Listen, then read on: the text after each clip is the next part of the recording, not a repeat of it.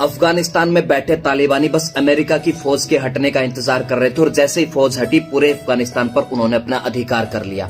भारत के अंदर भी कुछ तालिबानी बस इसी बात का इंतजार कर रहे हैं कि जैसे ही मोदी और योगी हटे हम इनको मजा चखाएं। मैं एक बात कह देना चाहता हूं, यदि आज हमने इन दोनों को खो दिया ना तो आने वाले 50 सालों के बाद छाती पीट कर रोने के अलावा कोई दूसरा विकल्प नहीं होगा। हमारी पीढ़ियां, हमारी नस्लें हमको कोसेंगी कि हमने सिर्फ निजी हितों की पूर्ति के लिए इन दोनों का साथ नहीं दिया। मैं इन दोनों के साथ इसलिए खड़ा हूं क्योंकि निष्काम भाव से, निस्वार्थ भाव से इस देश के लिए काम कर रहे हैं, धर्म के साथ खड़े हैं, भारत को उसका खोया हुआ गौरव, खोया हुआ वैभव लौटाने के लिए काम कर रहे हैं। ये कोई वंशवाद को लेकर काम नहीं कर रहे, ना ही कोई अपने बच्चों के नाम एफडीआई कराई है, ना ही कोई रेस्टोरेंट खोले हैं, ना कोई इत्तर की फैक्ट्रियां लगाई हैं कि जैसे ही सत्ता से हटेंगे अपने ऐसो आराम करेंगे, मजे से रहेंगे।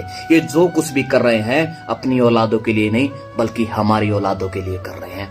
अरे दुनिया के सबसे बड़े लोकतंत्र के प्रधानमंत्री की मां अगर 10 बाई 10 के कमरे में रहते हो और अगर आप फिर भी उनके ऊपर लांछन लगाते, उनको गालियां देते हो तो शर्म आनी चाहिए आपको। अरे आपको तो चरण धोकर पीने चाहिए ऐसे इंसान के। और आज की वर्तमान स्थिति तो मेरे भाई ये कहती है कि हमें एकजुट होकर आंख बंद करके इन दोनों का साथ देना चाहिए और एक प्रतिज्ञा लेनी चाहिए कि जो मेरे धर्म के साथ खड़ा है, मेरे देश के साथ खड़ा है, मेरे रामकृष्ण के साथ खड़ा है, मेरी गाय माता के साथ खड़ा है, उसका हमें साथ देना ही देना है।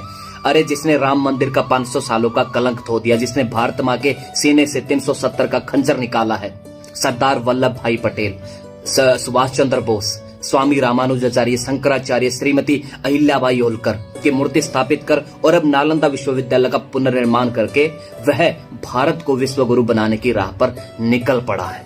और फिर भी अगर आप उनका विरोध करते हो तो मेरे भाई बदकिस्मती है हम सबकी है।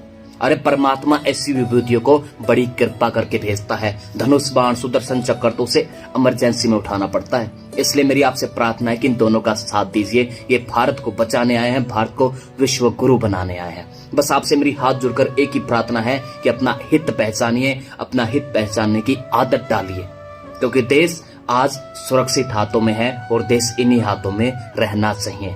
बस एक ही प्रार्थना ऊपर वाले से कि यदि चाय वाला जाए तो गाय वाला जाए।